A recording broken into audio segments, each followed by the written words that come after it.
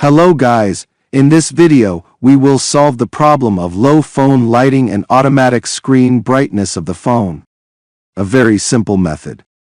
All we have to do and follow the steps explained in this video, but before broadcasting in the explanation, do not forget to subscribe to the channel, like the video and share the video, please, and thank you very much to everyone who supported him. Now let's go to the explanation. The first step, my friend, you do it by clicking on the settings. After that, go down here.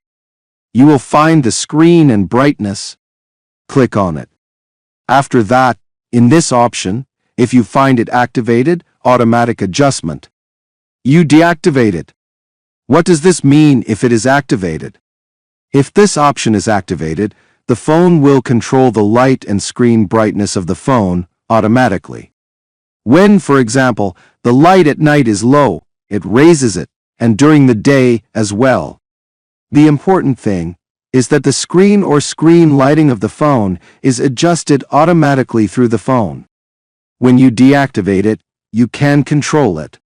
You can increase the light and screen brightness of the phone yourself, and without the ability to control it from the phone.